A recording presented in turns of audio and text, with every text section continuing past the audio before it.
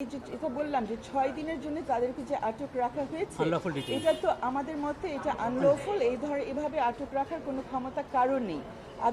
আদালতের কাছে এই দুদিন ধরে আমরা যে শুনানি চালিয়েছি সেখানে সরকারের পক্ষ থেকে আমরা এখন পর্যন্ত কোনো যুক্তি বা কোনো আইনের কোনো উদাহরণই পাইনি যে কোন আইনের ভিত্তিতে তারা ওনাদেরকে এতদিন ধরে রেখেছে।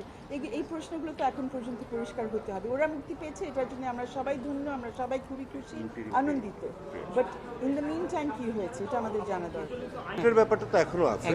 এই ওদের মুক্তির ব্যাপারটা যেটা ছিল সেটা ছিল আমাদের ইন্টারিম প্রেয়ার, কিন্তু তাদেরকে কোন অধিকারে, কোন ক্ষমতা বলে, কোন আইনের বলে তাদেরকে আটকে রাখা ছিল সেটার ব্যাপারে কারণ দর্শানোর ব্যাপারটি রয়েছে। সেটি তো অবশ্যই তাদের কাছ থেকে জানতে হবে যে কেন আটকে রাখা হচ্ছিল এবং তাজা গুলি চালাতে পারবে কিনা, কোন পরিস্থিতিতে পারবে সেটার ব্যাপারেও ক্ল্যারিফিকেশন প্রয়োজন আছে। তো অবশ্যই এই মামলা যখন হবে তখন চলবে।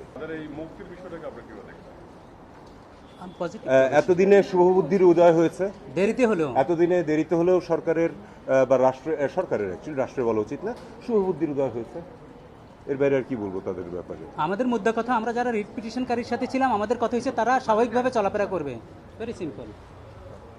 অনশনের খবরটা আমি দুটো সূত্র থেকে পেয়েছি এবং তারা 32 ঘন্টা ধরে অনশন করেছিলেন বলে খবর পেয়েছি। তারা বেরিয়ে আসলে আরও পরিষ্কারভাবে জানা যাবে।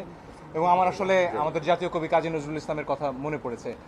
পত্রিকায় তার লেখার জন্য তাকে আটক করা হয়েছিল, আপনারা জানেন, আনন্দময়ীর আগমনে কবিতার জন্য। তারপর 39 দিন তিনি অনশন করেছিলেন, হার মানেননি। আমাদের সন্তানরাও হার মানবে না।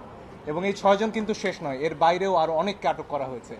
অনেক জায়গা থেকে নারীদের আটক করা হয়েছে কোনো নারী পুলিশের উপস্থিতি ছাড়া, সে অভিযোগ আমরা পেয়েছি। বিভিন্ন জায়গায় মোবাইল চেক করা হচ্ছে যার কোনো অধিকার আইন শৃঙ্খলা রক্ষাকারী বাহিনীর নেই। এইগুলো অবিলম্বে বন্ধ করতে হবে। আজকে আমার স্ত্রী আমার পাশে রয়েছেন, তিনি একটু আগে ঢাকা বিশ্ববিদ্যালয়ে যাওয়ার চেষ্টা করছিলেন। আমার শাশুড়ি, তার বয়স 69 বছর, তারা ঢুকতে পারছিলেন না। এই 3 জন মহিলার ভয়ে আমাদের দেশের পুলিশ তটস্থ হয়ে রয়েছে। তারা বিশ্ববিদ্যালয়ে ঢুকলে নাকি খুব বড় সমস্যা হয়ে যাবে। এই বাধা কেন? আমার স্ত্রী, আমার সন্তান, তারা কেন শান্তিতে নির্বিঘ্নে আমার রাস্তায় চলাচল করতে পারবে না? এটাই আমাদের প্রশ্ন। আমাদের খুব পরিষ্কার কথা, এই ধরনের হয়রানির কোনো অধিকার আমাদের সংবিধান দেয়নি।